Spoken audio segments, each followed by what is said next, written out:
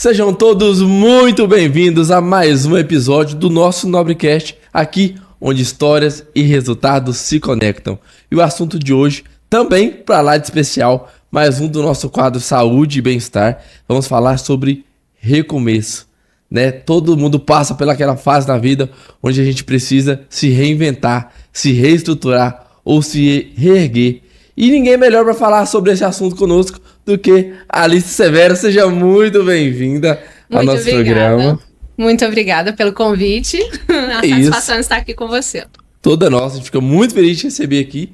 E já vamos começar de cara. Vamos. Porque a gente tem muita coisa para conversar. Muita. Mas de início a gente quer saber quem é a Alice Severo. Meu Deus. Então, eu sou a Alice Severo, tenho 43 anos, quase 44, já quase ali. Sou mãe de 7 bênçãos. E eu nasci aqui em Goiânia, mas fui criada em Bofinópolis e Nerópolis. E a minha vida, assim, foi altos e baixos. Mas a Alice hoje, ela é mãe, ela é empreendedora, ela é terapeuta e é uma mulher que ainda quer decolar muito. Que isso! E a gente sabe que durante a nossa vida a gente passa por diferentes fases e etapas. Então, a infância, a adolescência, aí chega a fase adulta. Na fase adulta também são várias etapas que a gente vai percorrendo ali. Parece que a gente nunca chega no final do arco-íris, né? Não. Tá sempre tendo que evoluir e sempre tendo que se reinventar. Sim. Mas agora vamos falar um pouco sobre a sua trajetória para a gente poder contextualizar. Eu sei que durante a sua trajetória você teve que fazer isso.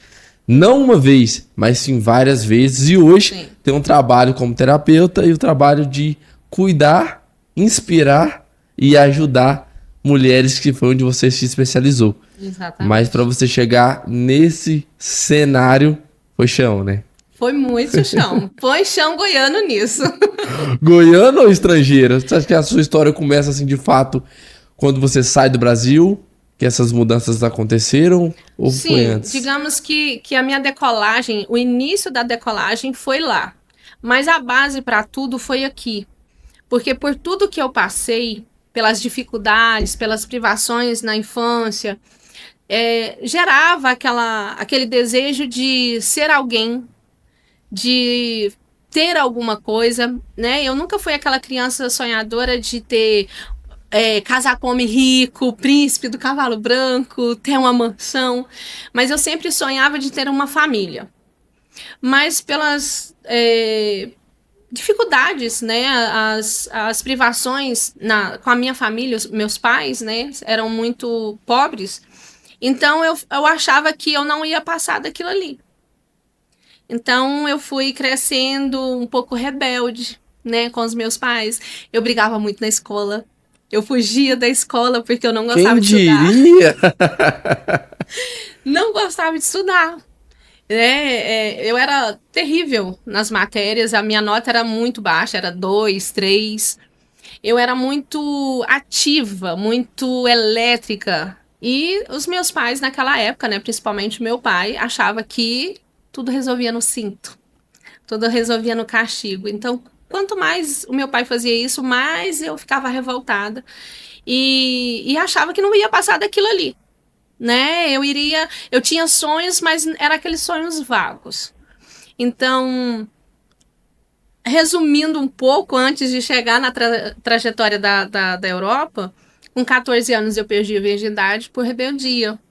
Aos 16 eu fui mãe. Né? A minha filha mais velha vai completar 27 anos, agora dia 30 de novembro. E foi uma trajetória assim, bem, bem complicada, porque eu queria ter uma vida normal, né? De ir na casa das colegas ir na minha casa, de vestir roupa nova, né? Comprada e não dos outros. Então tudo isso fermentava no meu coração uma revolta. Aos 15 anos, meus pais se separaram. Então, eu comecei a querer fazer as coisas do meu jeito. Então, eu comecei a namorar muito. No entanto, fiquei grávida aos 16. E fiquei uns 2 anos com o pai da minha filha. E depois me separei porque era muito infantil, né? E eu carregava algumas dores, algumas feridas, pelo distanciamento do meu pai, pela separação dos meus pais, pela dificuldade financeira da época. Então, tudo isso fermentava. E aí, teve uma fase escura, né, na minha vida, que foi quando eu entrei, assim, para o mundo da prostituição. Porque eu achava que eu era livre para fazer o que eu queria, né? Não foi por necessidade, não foi por influência, foi por rebeldia mesmo. Eu queria saber como é que era, entrei e fui. E nisso, entro também para as drogas, né? Porque uma coisa leva a outra. Mas em 2003, eu falei, tô cansada disso tudo. Eu quero mudar de vida, né? Eu só tinha uma filha. E aí eu engravido do meu segundo filho. Foi aonde que eu saio de toda aquela bagunça de festas e tudo. E venho ficar em Goiânia. Na época eu morava em Brasília. Fico em Goiânia e começo a ter uma pequena estrutura, né? Comecei a trabalhar de carteira assinada numa escola particular, como auxiliar de professora. Nessa escola era da minha tia na época. E eu comecei a me estruturar um pouquinho.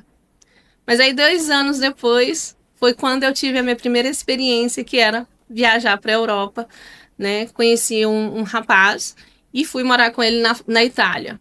Passou-se 1 ano e meio, não deu certo e voltei para o Brasil. E a minha vida foi altos e baixos. Não tinha estudo, né? Não tinha nenhuma especialização em nada, mas tudo que eu queria fazer, eu ia lá, aprendia. Se você me dissesse assim, olha, você quer vender sabão? Eu ia lá e aprendi como é que ia vender o sabão, né? Então, eu tive que criar uma armadura para me defender, né? Das coisas do mundo e tudo. Mas era aquela criança ainda, no corpo de mulher, que queria o colo do pai, eu queria a atenção da minha mãe, mas não tinha, né? Então, foi bem conturbado. E em 2013... eu morava em Nerópolis quando eu voltei para Jesus, né? Eu já tinha me afastado e voltei para Jesus em 2013, já com esse foco. Eu quero voltar para a Europa. Porque em 2013 eu já tinha 4 filhos. Então, eu estava sem apoio nenhum da família, não tinha apoio nenhum dos pais.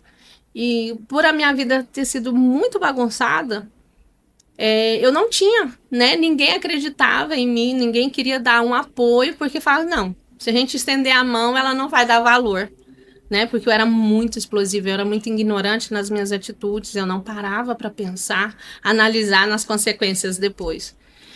E aí, então, volto para Jesus em 2013, mas aí com a decisão de ficar. Eu falei, aconteça o que acontecer, agora eu fico, ninguém me tira daqui. E foi quando eu firmei, mesmo na igreja, e comecei a mudar, tanto os meus hábitos como pessoa, como também mãe. Mas eu ainda tinha hábitos muito agressivos, eu era muito agressiva, né, com os meus filhos e tudo.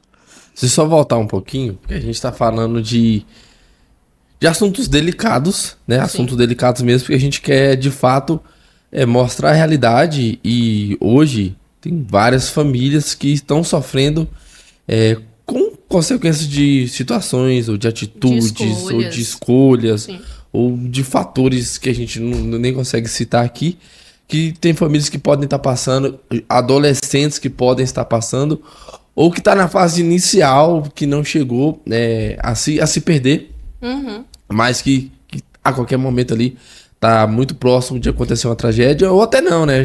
Todo mundo, uhum, uma decisão errada, uma escolha errada, uma vez que você decide experimentar alguma coisa errada, as consequências podem ser muito graves. Muito grave. A gente voltar um pouquinho lá com você com 16 anos, você já tinha filhos, 17, 18 anos ali, nessa fase. O que você acredita que seria crucial para não deixar gravar, mas alguma coisa que poderia te ajudar a amenizar aquele momento que você estava passando ali na raiz do auge da sua rebeldia? Você acha que você consegue identificar alguma coisa? Hoje sim, como terapeuta eu consigo identificar, porque os meus pais, eles tiveram criações diferentes. O meu pai foi uma criação mais bruta, mais rústica. E a minha mãe não, ela já teve uma educação mais branda, mais firme. Então, quando os meus pais se casaram, o meu pai, ele foi agressivo, ele foi agressor da minha mãe por muitos anos. Então, o meu pai, ele não sabia amar e nem dar amor. Então, eu sentia falta desse pai, eu queria esse colo do pai, eu queria a atenção da minha mãe. E não tinha, mesmo tendo os dois dentro de casa. Então, o que fez eu tomar as decisões erradas? Hoje eu entendo que não é culpa deles. A decisão foi minha. Mas o que me fez, o que me impulsionou foi a falta do amor dentro de casa. Não foi nem o financeiro. Porque o meu pai nos privou, né, fortemente da parte financeira. Mas foi a atenção, o me escutar, né, o dar o beijinho de boa noite, perguntar como é que estava, ou simplesmente aquele fato de me colocar no colo. Então, tudo isso fermentou o quê? Uma revolta. Eu queria chamar a atenção do meu pai, da minha mãe, de qualquer forma. Porque quando eu fazia alguma coisa errada, eles estavam em cima. Mesmo meu pai me batendo. Mas ele estava perto de mim. A minha mãe brigava comigo, então ela estava perto de mim. Então, tudo isso fermentou para eu tomar decisões erradas. Então, por eu ser muito impulsiva, eu não pensava na consequência. Né? Por exemplo, quando eu engravidei, eu não pensei na consequência. Eu vou sair com quem eu quiser, eu vou fazer o que eu quiser, né? E a minha família foi aquela família que apontou o dedo. Foi aquela família que não... Naquela época, bom, as pessoas da minha idade vão saber. Não sei a sua idade, você tem quantos anos? 29. 29? Não, então não serve de base. Mas pessoas da minha idade, naquela época, as famílias não tinham esse apoio de psicólogo. Ninguém falava em TDAH, ninguém falava em hiperatividade, ninguém falava sobre isso. Qual era o remédio? Era cinto e castigo. Era só isso. Então, isso foi o que me fez tomar essas decisões erradas. E não era nem porque às vezes eu queria tomar a decisão. Era por simplesmente revolta. Eu preciso chamar a atenção de alguém. Então eu ia lá e fazia as coisas erradas. Entendeu? Quando eu entrei para a prostituição, não foi porque a amiga falou, vamos, né? Ou porque tinha dificuldade financeira. Não. Era porque é rebeldia. Tipo, ninguém me ama, ninguém gosta de mim, a minha vida não tem valor, então eu tomei a decisão de fazer as coisas erradas. Tive a oportunidade de escolher fazer a coisa certa. Mas o errado, para mim, naquela época, era desafiador. Então eu escolhia fazer as coisas erradas do que as coisas certas. Por isso que aconteceu assim. Meu Deus. Mas é a realidade, Diego, é a realidade de muitos jovens hoje. Então, minha mãe, mas meu pai não me dá atenção. Então, eu vou fazer tal coisa para chamar a atenção deles. Às vezes, o adolescente nem quer fazer. Ele nem quer fumar um cigarro. Ele nem quer usar droga. Ele nem quer ir para balada. Mas porque ele quer chamar a atenção, porque ele tá ali meio que revoltadinho, ele vai lá e faz. Tanto a menina como o menino. Entendi. Então, os pais também têm... Hoje eu trabalho em relação a isso, porque como eu passei, eu sei o que eu senti. Eu sei os pensamentos, o que vinha no meu coração. Então, hoje eu tenho como alertar, né, os pais e até mesmo falar com os adolescentes nessa área. É porque é uma preocupação, né? E eu vou chegar nessa fase de ter filhos adolescentes. Meus filhos ainda são pequenos. Então, a gente passa por essa preocupação também. E era uma dúvida mesmo que eu queria mesmo entender mais de você. Se teve algum gatilho muito forte, se é alguma coisa que fez com que você... Algum trauma muito grande. Mas, pelo menos na sua situação, você tem que ter muita coragem mesmo, né? De vestir e contar a sua história. Não é fácil, mas você faz isso para poder chegar e ajudar mais pessoas. E isso é muito bonito. Tem muitas mulheres que passaram por onde eu passei, às vezes até pior, né? Mas estão caladas. Elas estão sofrendo caladas e não conseguem nem ter um bom relacionamento, né, um relacionamento fixo, e nem consegue lidar com os filhos. Porque as feridas são gritantes. E hoje tem muitas mulheres que me procuram porque falam assim, eu passo por isso. Nossa, eu passei por isso, eu também. Agora eu entendi por que eu faço isso. Então é a falta do meu pai, é a falta da minha mãe. Né? Então por isso que eu falo que hoje eu consigo falar com as pessoas porque eu sei o que eu sentia. O sentimento, aquela fervura de revolta dentro do coração. Então hoje eu consigo falar com as pessoas. E ainda, Diego, tem pessoas que ainda falam assim, não, tá tudo resolvido. Não, já passou, já esqueci. Meu pai não me deu. Hoje eu vou dar para os meus filhos o que eu não tive. É aonde que está acontecendo muita coisa com os filhos. Porque é o excesso.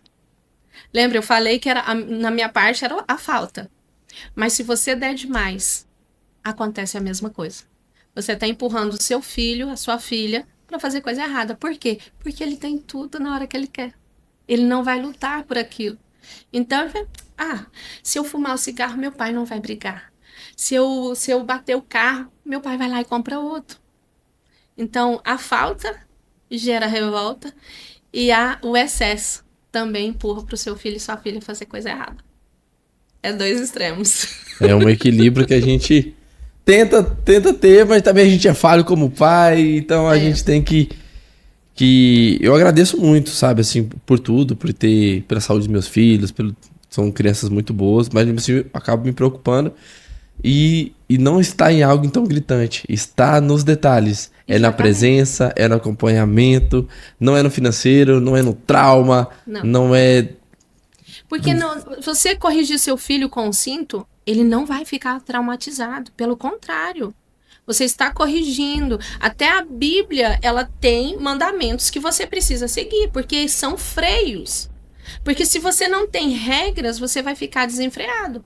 Se você não ensinar o seu filho o que é certo e o que é errado, ele vai saber que aquilo que ele está fazendo está errado, que está certo. Hoje, eu carrego um peso muito grande. Às vezes as pessoas falam assim, nossa, mas você é tão alto astral, você todo tempo tá sorrindo. Não é uma máscara, mas eu também carrego um peso quando estou eu e eu mesma. Tem hora que vem as lembranças de como eu fui ruim como mãe. Eu tive minhas falhas como mãe, como esposa, como mulher. Então, não que eu viva no passado, mas são lembranças que vem, e eu falo, meu Deus, eu não posso errar mais, né? Eu errei com os meus 2 filhos mais velhos, a Leandra e o Lucas, mas já com os outros, não. Então hoje eu faço uma atenção maior. Hoje mesmo que me falta paciência, porque eu tenho um adolescente de 15 anos em casa, meu Deus, toda hora ele beija, ele abraça, ele é muito carinhoso. Mas às vezes eu tô aqui agitada, e aí eu dou uns gritos, né? Para! Fica longe. E aí, mas ao mesmo tempo vem o gatilho, falei, peraí, não, eu já errei lá atrás, eu já senti falta lá atrás, então peraí. Aí eu tenho que buscar uma paciência que eu não tenho naquela hora, e eu tenho que falar pro meu filho, o que foi? Você tá carente? Você quer conversar? E aí ele vem, não, mãe, é só mesmo para te perturbar. Mas quando ele quer falar, ele vem, conversa, senta comigo, me abraça, deita no meu colo. Os pequenos também, eu tenho a minha caçula tem 5 anos. O que eu errei extremamente com a minha mais velha, hoje eu tenho tentado corrigir com a pequena. Quando ela vem para abraçar e tudo, eu já deixo aqui de lado e já vou dar atenção, porque eu já sei o que deu errado lá atrás, então eu tento corrigir. Mas eu não dou demais. Eu também estou fazendo muita atenção para não estragar, né? Então tem que ter um equilíbrio aí. Tem uma fase muito marcante na sua trajetória, que é um grande medo e que é algo que muitas pessoas não conseguem nem superar na vida, que é a fase do luto também, né? Ainda mais sendo mãe. Sim. Antes da gente chegar nessa parte, antes de você, né, se retomar, então a virada de chave foi de fato você voltar para a igreja, voltar a se conectar com Jesus e voltar a buscar essa essência. O que te fez buscar? O que você sentiu? Você viu alguma coisa? Você leu alguma coisa? Você sentiu alguma coisa? Ou você só acordou sentindo falta mesmo de Jesus? Como que foi retornar assim e se manter firme na caminhada, né? Olha, As pessoas acham que o encontrar com Jesus é aquela fogos de artifício, alguém bater na sua porta e falar assim, ô, vem para Jesus, né? Não. Eu voltei para Jesus porque eu estava pensando demais em suicídio. Eu morava no setor sul, lá em Nerópolis, morava num sobrado, e de lá dava para ver a avenida que vai para Goiânia. Então eu via os carros passando muito rápido, e aí eu ficava imaginando, e se eu entrar lá? Vai ser só uma, pá! Por quê? A minha vida ela já não tinha mais sentido. Eu tinha 4 filhos, cada um de um pai, cada um de um relacionamento fracassado. Não tinha apoio de ninguém. Eu estava tentando me levantar, eu tinha aberto um restaurante na época, mas que afundou rapidamente, porque não tinha estrutura, não tinha conhecimento de comércio, nada. Então eu cheguei na fase assim, se eu tirar a minha vida, vai resolver. Ninguém vai sentir minha falta e tá tudo resolvido. Só que quando eu olhava para os meus filhos, aquele pensamento fugia na hora. Mas aí eu já passei a não dormir, eu não dormia, eu fumava na época e eu tava comendo com farinha. Eu já não dormia de noite, então passei 2 meses assim, parecendo um zumbi. E aí, como eu já conhecia Jesus, como eu já tinha ido para a igreja, eu entrei pro meu quarto, eu aconselho todo mundo quando eu dou minhas palestras, pregações, eu falo, não desafie Deus. Porque se você desafiar, você tem que ir até o final. Você tem que aguentar o rojão. Então eu desafiei Deus. Eu falei assim, você existe. Eu falei com essas palavras para Deus, se você existe, eu quero voltar para Goiânia, eu quero voltar para perto da igreja onde eu me converti, porque eu quero mudar de vida, eu não aguento mais. Se você existe, eu estava tratando Deus como você. Se você existe, você vai mudar a minha vida, senão eu quero finalizar aqui que eu quero morrer, eu não quero mais viver. Deus fez em uma semana algo assim surpreendente. Eu mudei para Goiânia, as pessoas começaram a me dar dinheiro para pagar a mudança para Goiânia e foi assim extraordinário. Só que também por eu ter um pouquinho de conhecimento da palavra, lá em 2003, eu entendia que eu tinha que ir até o final. Eu não podia mais dar um passo para trás porque eu já sabia as consequências. Então foi ali naquele dia que eu tomei a decisão de voltar para Jesus e até hoje, para a honra e glória do Senhor, eu não saí da presença de Deus. Já tive pensamentos perguntando assim, será que Deus existe mesmo?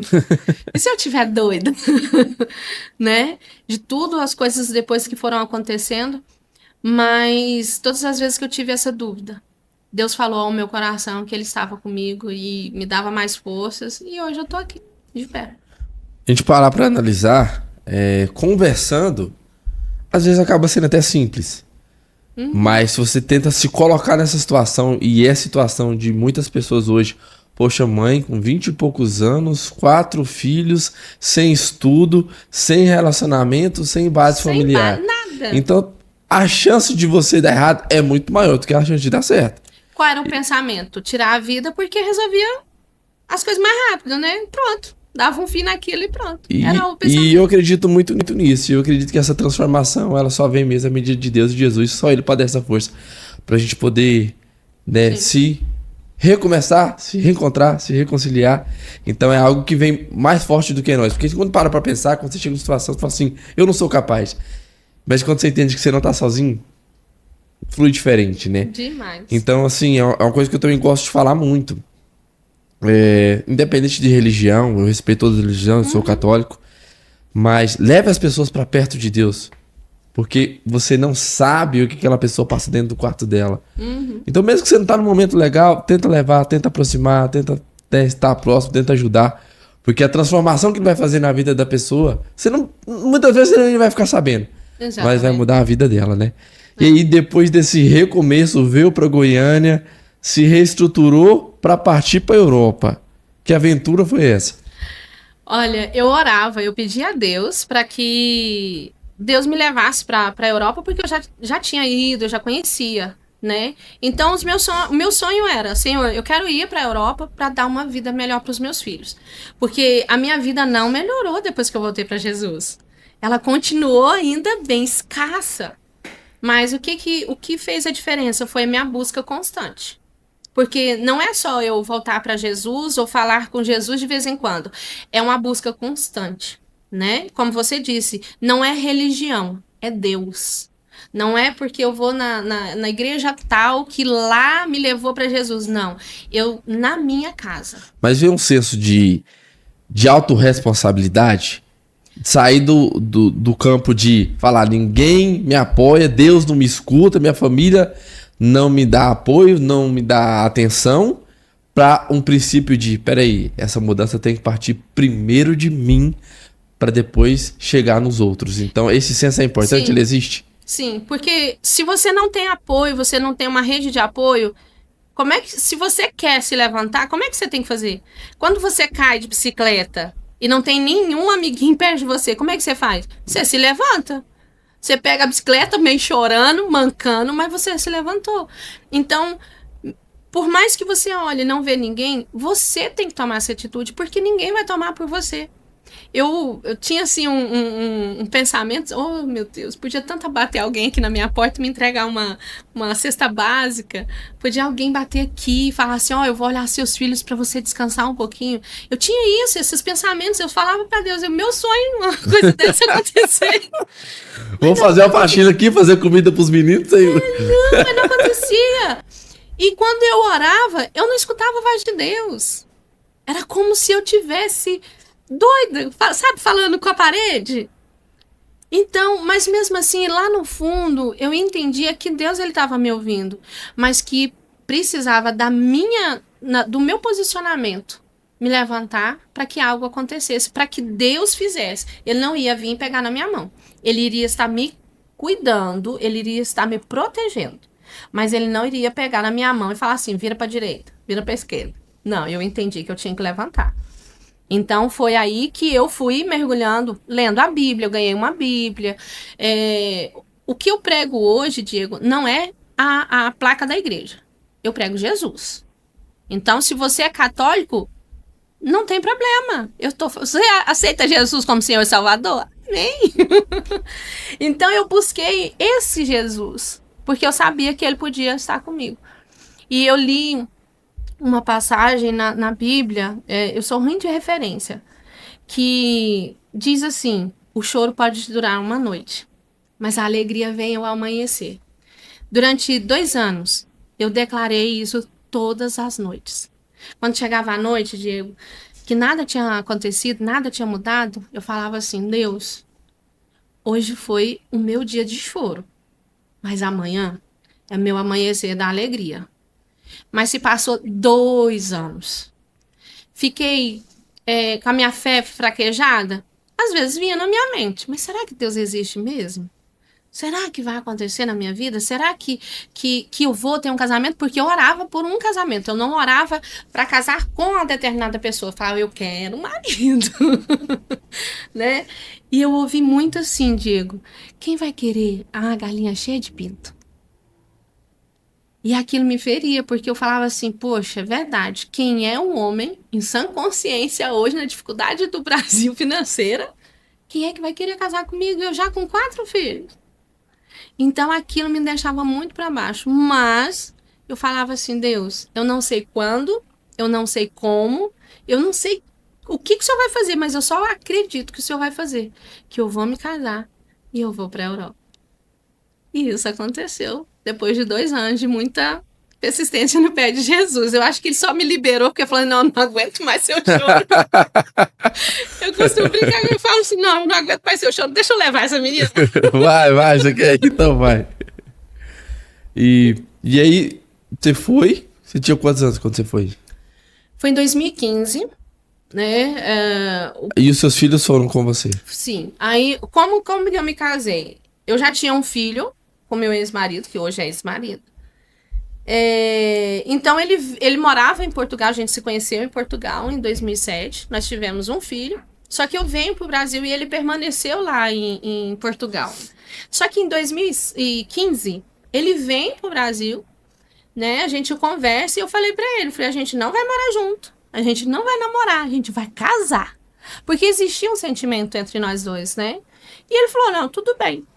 Ele ficou um mês lá em Portugal, viu que não ia mudar a situação financeira dele, porque ele queria um emprego melhor, né, pra me levar e as crianças também.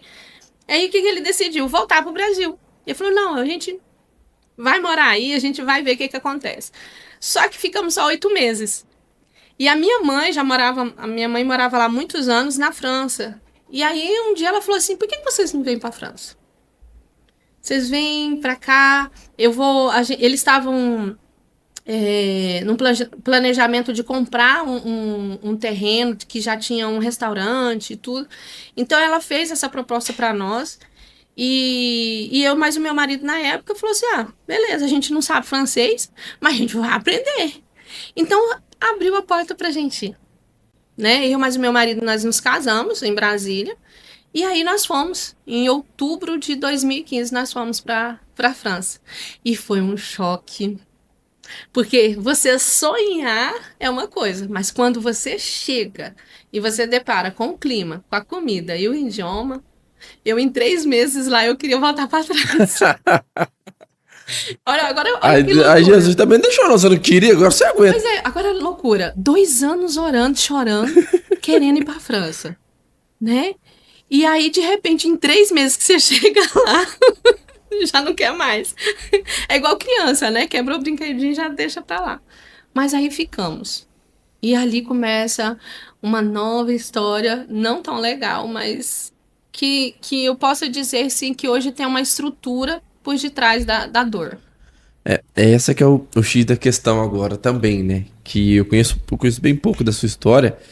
E o nosso tempo, assim, não é tão longo, então a gente tem que dar aquela resumida. Porque eu sei que você poderia falar durante o dia sobre o seu filho. Mas aí é que entra toda a questão que a gente estava falando lá no início, e todas as perguntas que eu estava te fazendo, e eu estou tentando entender também. E aí eu me coloco no lugar de pai também, porque nas suas decisões, não julgando, mas pontuando a sua história, nas suas decisões erradas, no auge da sua rebeldia, as coisas, os caminhos que você passou ou que nós passamos e que muitas pessoas passam, né? Durante muito tempo da sua vida, nas nossas vidas, muitas pessoas também, escolhe as decisões erradas. E hoje você está aqui contando a sua história. Só que o mundo, ele não segue uma linha reta. E a gente pega o seu filho que tomou as decisões certas e acabou, né, sofrendo uma fatalidade. Então, como descrever, como suportar, como passar, se você, né, claro, se sentir confortável, de contar um pouco da história do que aconteceu, porque o seu filho estava lá, estava tendo oportunidade, decisões certas, estudo, sabe, oportunidades que você não teve na vida e você estava proporcionando para o seu filho, e por uma fatalidade, uma decisão de outra pessoa influenciou numa tragédia. Não tem como descrever com outra palavra. Foi um choque para todos, né? Até mesmo para minha filha mais velha, ela não queria ir, ela de forma alguma, só que o pai disse, olha, ela tá numa fase que precisa estar com a mãe, né? Então ele assinou e nós fomos. Mas quando nós chegamos ali na França, nós sofremos muito preconceito. Por quê? Por ser estrangeiro? Por ser estrangeiro. A gente não sabia falar nada. O meu marido falava inglês, mas o pessoal falava assim, não, você tá na França, aqui fala francês, não fala inglês. Então a gente enfrentou muita barreira. Nós levamos 8 meses para fazer a documentação francesa. Né? O meu marido, ele tem a dupla nacionalidade portuguesa. Ele tem a dupla nacionalidade. Ele é português e brasileiro. Então, a cidadania dele nos deu a possibilidade, para mim e para os meus filhos, terem os documentos franceses. Mas na escola, por mais que eu fui assim, um pouco mãe bruta, né, com os meus filhos têm uma educação muito amável. Então, na escola, o meu filho começou a enfrentar esse tipo de bullying. Meu filho era negro, né, bem moreninho, bem mulato.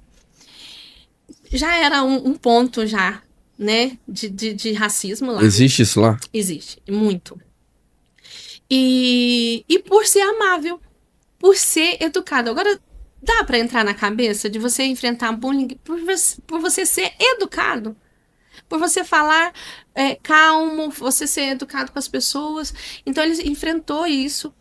E ele estava numa fase assim complicada de 12 para 13 anos, porque o pai também não queria saber dele. Né? O pai tinha a vida dele e não queria assumir aquele compromisso com o filho. Então ele estava bem revoltado com isso. Por mais que tinha o padrasto, mas não substitui, né, a presença de um pai. E o pai dele morava em Portugal na época. Então começou aquela rebeldia, né?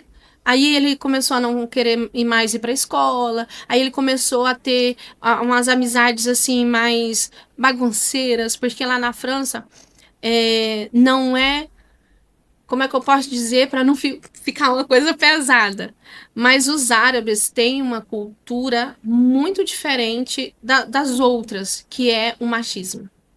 Eu faço, eu aconteço. Então, eles são ensinados a serem homens, né, desde pequenos.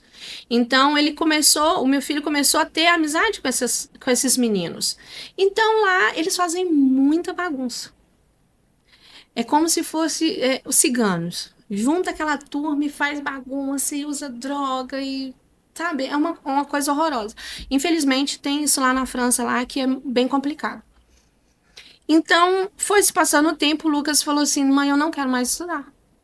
Não quero mais estudar, eu não tenho mais sentido nessa vida. O Lucas, ele era uma pessoa muito amável. Dentro de casa não era agressivo, não era aquela criança, aquele adolescente de quebrar as coisas. Mas ele era revoltado porque ele não... É como se ele não se sentisse pertencente ao mundo. Olha só, lembra lá de mim lá atrás. Por mais que eu estava próxima e tentando falar para ele, eu estou com você. Eu não estou por você, eu estou com você. Mas ele via só o pai, a falta do pai. Então, era tudo. E aí, o meu marido, ele também começou a ser um pouco mais hostil, mais pulso firme, por ser adolescente, queria sair demais. E aí, o meu filho juntou tudo isso. Né, juntou tudo isso e chegou a um ponto que ele quis ir morar sozinho. Ele saiu de casa. E a França dá esse suporte. Então, se o adolescente falasse, não quero morar com meus pais, a França acolhe esse adolescente. Tem as moradias para adolescentes. E agora eu esqueci como se fala em francês, mas em português, em francês é foyer. E república. Lá tem as repúblicas que os adolescentes moram e têm a liberdade. Eles podem sair, estudar, fazer cursos. E quando ele completou 18 anos, ele foi para um apartamento dele, uma kitnet, que paga pelo governo. Lá o governo dá todo o suporte. Uhum. Então, na casa dele, ali, entrava e saía os amiguinhos, as meninas e tudo. E numa determinada festa... aconteceu lá na casa dele e acho passado uma semana, uma menina vai lá e fala assim, Lucas, esqueci o carregador aqui na sua casa.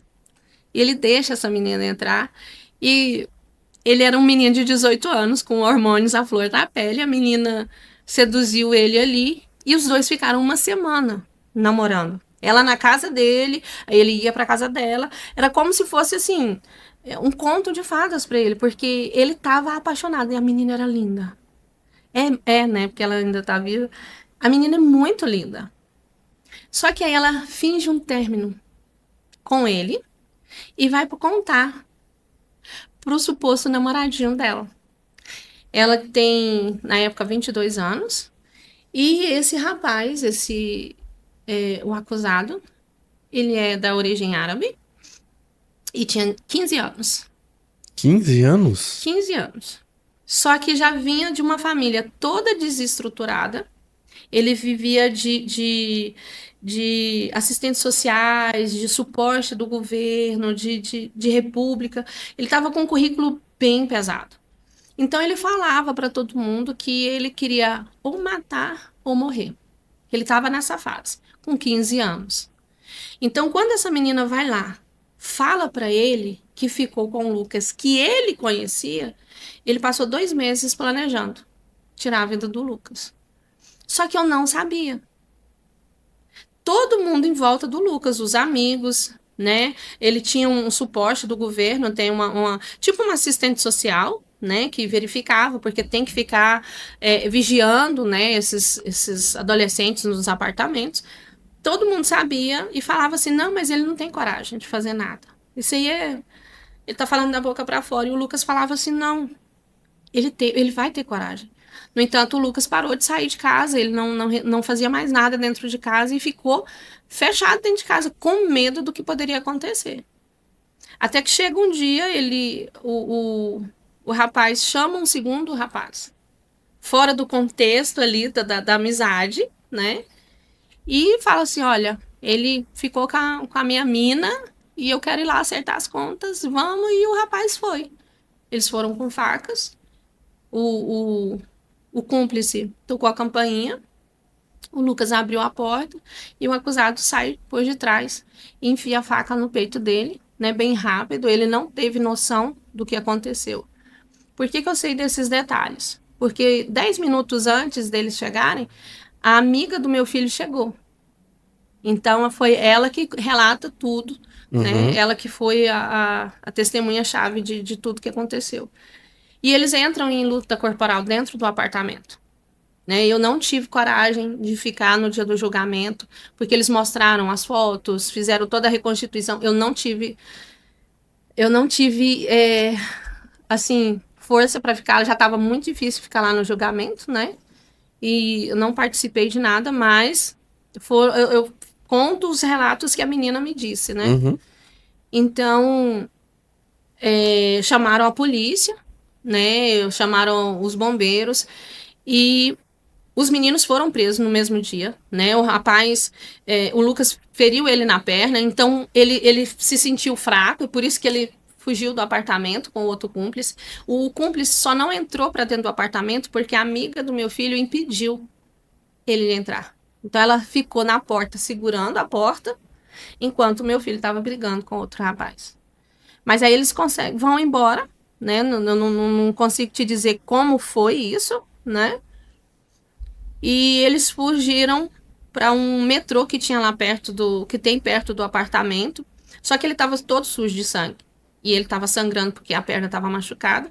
E lá na França tem polícia para todo lado. Então, já tinha tido um alerta para as polícias. E aí, eles já prenderam os rapazes e levaram lá para a delegacia.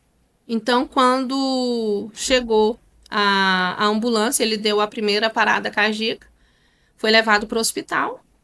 Ele já estava sem vida quando chegou lá. E ficaram com ele 1 hora na sala. Aí voltaram ele em vida, levaram ele para a sala de operação. Ficou lá 5 horas. Só que ele não resistiu, né? Porque o ferimento, ele perdeu muito sangue, então ele não conseguiu resistir. Mas os acusados, eles estão presos desde o primeiro dia e vão ficar lá até a sentença final. Até acabar a sentença deles. E é triste pros dois lados, né? Duas crianças, dois adolescentes. O outro rapaz tinha 16 anos. Né? Um perdeu a vida e o outro vai passar a vida preso por causa de fatores que a gente tava deixando lá no começo, detalhes, né? Coisas que poderiam ter sido evitadas. É claro que é uma fatalidade, é uma tragédia, não adianta tentar explicar, justificar e por quê. Mas agora tudo que você tá falando é da Alice antes de ser terapeuta. E a Alice veio aqui hoje para poder contar a história dela, mostrar toda essa trajetória que ela passou antes de se tornar terapeuta, antes de tentar ajudar as pessoas, para mostrar para nós que é possível recomeçar. Como que uma mãe, né, que passou por tantas dificuldades na vida consegue se reconectar com Jesus, consegue, de certa maneira, né, estabilizar a família novamente e sofre um golpe tão forte e após isso, não imediatamente, claro, mas após isso, decide ajudar outras pessoas, decide se tornar, que é aí que você vai estudar, vai se especializar, decide passar a sua vida dedicando a cuidar de outras pessoas. Como que isso aconteceu? Nem eu mesmo sei te dizer, Diego, porque a dor me fez enxergar a mãe péssima que eu era. Porque foi através da partida do Lucas que eu entendi que eu estava sendo falha como mãe. Eu estava separada, já tinha 1 ano. Então me fez ver que eu fui falha como esposa. Então foi todo um contexto. Não é o difícil não é você saber da parte ruim, dos erros, das falhas. O difícil é você aceitar e assumir.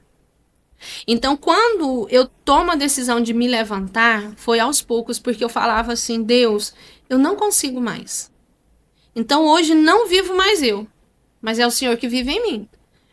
Eu perdoei aqueles 2 jovens, Diego, do fundo do meu coração. Tem pessoas que falam assim: não, isso é impossível. Mas eu aprendi desde o primeiro instante. Quando me ligaram e falaram: tia, machucaram o Lucas. Não falaram mais nada, só foi essa frase. Eu já sabia que o meu filho, eu não ia ver ele mais. Mas desde o momento que eu soube dos meninos, eu comecei a perdoar. Porque eu entendi que não era aqueles meninos. Que era uma rebeldia, era algo maior do que eles. E então, eu tive o privilégio de ir ao tribunal do acusado e do cúmplice liberar perdão olhando nos olhos deles. Porque eu entendo que Deus, ele é algo muito maior do que eu possa te dizer noites e noites, dias e dias aqui falando. Você não vai conseguir, eu não vou conseguir te dizer o que é Deus se eu não viver. Então eu abri o meu coração e a minha alma, porque eu cheguei no fundo do poço. Então eu não tinha aonde me agarrar, eu não tinha com quem contar, a não ser Jesus. Então quando eu permito ele entrar na minha vida, eu entendi o significado de estar com Jesus. Então todos os dias ele foi me fortificando, ele foi me renovando. Eu gritava, eu parava o carro, encostava o carro e gritava. Hoje eu consigo falar isso porque existe uma cura todos os dias. Hoje o choro é da saudade. Porque Deus, ele falou para mim: eu estive no controle todo o instante. Então não tem como eu confrontar Deus e dizer por quê. Ele é Deus. Ele sabia lá do amanhã. Então, se tudo isso aconteceu, é porque tinha um propósito. Eu falo com toda sinceridade, Diego, que eu precisei ser levada a uma extrema dor para reconhecer quem é Deus e para entender o significado da minha existência. Aí tem pessoas que falam assim: mas Deus precisou levar seu filho. Deus guardou o meu filho. É diferente. Deus recolheu para ele o meu filho. E através dessa dor, ele me usa hoje como instrumento para alertar mães e pais que ainda estão dispersos, que ainda estão olhando para o próprio umbigo. E os filhos estão fazendo coisas erradas. Filhos estão... O acusado, ele vem de uma família toda disfuncional. De agressões físicas, de drogas, de separação. A mãe tem problema mental. O pai é um agressor extremo. Então não é justificando o que os pais fizeram, mas é a revolta que aquele menino tinha. Então dá para entender. É aceitável? Não. É uma dor que a gente, como mãe, nunca vai superar. Eu não vou superar essa dor. Mas todos os dias eu tomo a decisão de perdoar aqueles 2 jovens. Eu decido a servir a um Deus vivo, que me tirou lá da lama e me colocou de pé aqui hoje. Eu decido ser instrumento de cura na vida de outras mulheres. Então hoje as minhas palestras, as minhas pregações é sobre isso. É sobre o poder transformador do perdão. Porque quando eu falo do perdão, não é só sobre quem tirou a vida de um filho. É de um marido agressor. É de um pai, de uma mãe que te abandonou. Então é todo num contexto, né, do perdão. E é um transformar todos os dias, tá? Não vai falar o dedo, não. Quem me vê sorrindo não vê as lágrimas de noite, porque não é que é uma máscara, como eu disse, mas é o que eu sou. Eu sou essa mulher espontânea, brincalhona, fala alto, fala besteira, mas é uma mulher que toma todos os dias a decisão. Eu quero ser melhor. Eu quero ser a minha melhor versão. Eu quero fazer sentido, porque quando eu chegar de frente de Jesus e olhar para trás, caramba, eu fiz alguma coisa. Se tudo isso eu ajudar uma pessoa, para mim já tá assim, meu galadão já para mim já tá perfeito, né? Então, não é fácil. Eu sempre falo, não é fácil perdoar, não é fácil superar, não é fácil você trazer um sentido para sua vida. Mas vai depender só de você levantar a cabeça. Eu não tinha estudo nenhum, mas através dessa dor, eu voltei ao estudo. Eu me formei como terapeuta. E falei, não, tá bom. Fui lá, fiz especialização, porque eu achava que eu era incapaz. Eu entendi que toda a minha agitação é por causa do TDAH. Eu sou a 1000, pregada assim, 220. Mas porque hoje tem um significado. E eu comecei a chorar por causa disso. Que eu falei assim, meu Deus, agora faz sentido. Por que que ninguém me entendia? Por que que ninguém me acolhia? Por causa disso. Então, hoje faz sentido, né? Hoje eu quero aprender. Eu já estou me preparando para o ano que vem fazer doutorado. Porque eu quero especializar. Porque eu entendi o significado, o porquê eu estou aqui hoje. E hoje é o seu propósito, transformar vidas de outras mulheres, que é onde você se reencontrou e encontrou forças, né? Sim. A gente está encaminhando agora para os nossos momentos finais, e eu queria que você deixasse um recado que vai atingir todas as mulheres que estão ou não passando por um momento de dificuldade, mas que conseguem se conectar com preocupações com filhos, com a família, ou que alguém da família passa, um primo, um irmão, que seja. Mas esse recado não vai ser para elas, esse recado vai ser para Alice, de 16 anos. Se você topasse com ela hoje, o que você diria? O que eu diria para Alice? Não desista. Para de fazer bobagem. Vai Um puxão de orelha também, ela ia tomar, né? Mas o que eu digo, tanto para os adolescentes como para os pais, existe um amanhã. Existe um depois de amanhã.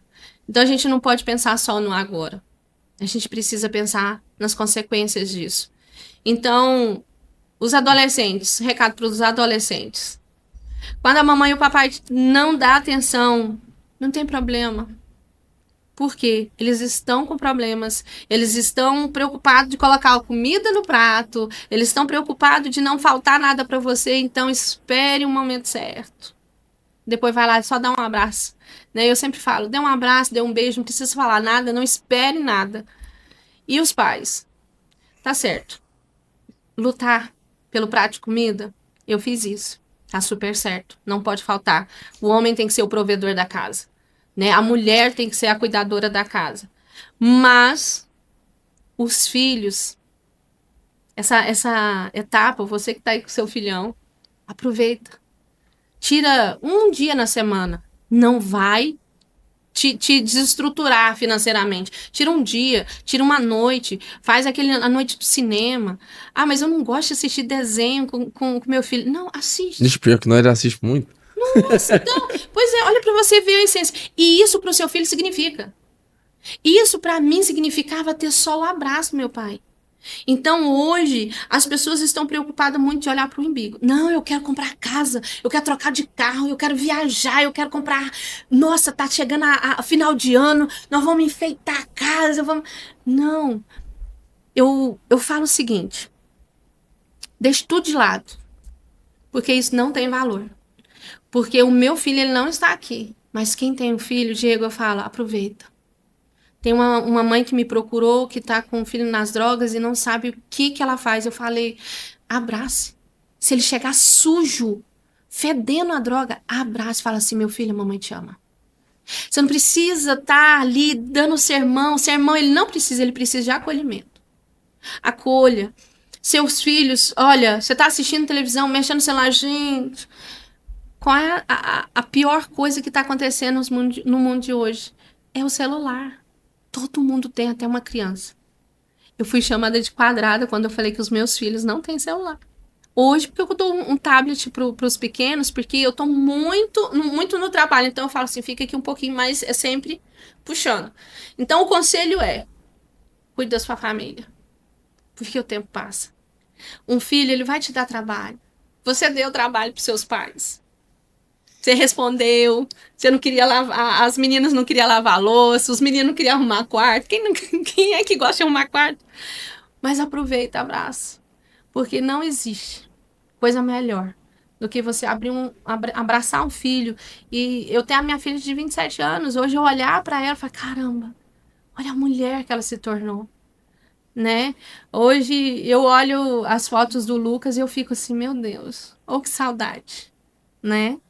Mas eu tenho o meu de 15 anos que eu olho pra ele, é a mesma coisa de olhar pro Lucas. Eu falo assim, Deus, o senhor tá me curando ou tá me deixando louca? Porque o tom de voz, a altura, tudo.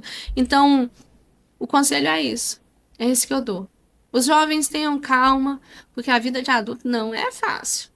Mas pros pais, façam atenção, tira um tempo, reúne a família, mesmo, tenta ao máximo a não brigar, pais e mães, tenta ao máximo não brigar na frente dos filhos, porque isso traz uma confusão na mente. Então, reúna, eu falo sempre na palestra, a mulher, ela precisa, pelo menos um arroz com feijão, arrumar a mesa, colocar todo mundo na mesa, sair de frente da televisão e sentar ali, perguntar, e aí, como é que foi seu dia? Isso faz um grande significado. Vai impedir o filho de ir para as drogas, vai impedir uma separação, sabe? Vai fazer um impacto muito grande. Então, esse é meu conselho. Queria te agradecer, assim, profundamente, né, por esse episódio onde você expôs todas as suas fragilidades, suas dores, os seus lados, né, que você mais esconde, às vezes tem, né, que batalhou tanto para conseguir superar, e você coloca tudo isso na mesa para transformar a vida de outras pessoas. Agradeço de coração pela presença. Eu que agradeço. Pela sua história, pela sua trajetória, que Deus continue abençoando você e toda a sua família. E agora para todas as mulheres que querem ajuda para dar esse primeiro passo, para se reconectar, de que maneira que seja, um lugar seguro e a pessoa que vai poder acolher elas, onde que elas podem te encontrar. Deixa um recadinho para todas as mulheres que estão te assistindo agora. Então, atualmente eu tô morando em Nerópolis, né, que eu amo essa cidade, mas quem quiser falar comigo e assistir um pouco também de alguns vídeos, né, eu tenho alguns vídeos no meu Instagram, contando um pouquinho do Lucas e das terapias. Eu faço também alguns vídeos bem engraçados para ficar bem dinâmico. No Instagram, psi.alice Severo. Então, você pode mandar mensagem se você quiser marcar um horário para terapia ou até mesmo para conversar, para entender um pouco mais como funciona a terapia, como pode encaixar a terapia no cuidado da família ou com os filhos. Pode falar comigo lá no Instagram. Ah, tava esquecendo. Se inscreve no canal, ativa o sininho das notificações para não perder nenhum detalhe. Muito obrigado, pessoal. Até a próxima. Tchau, tchau.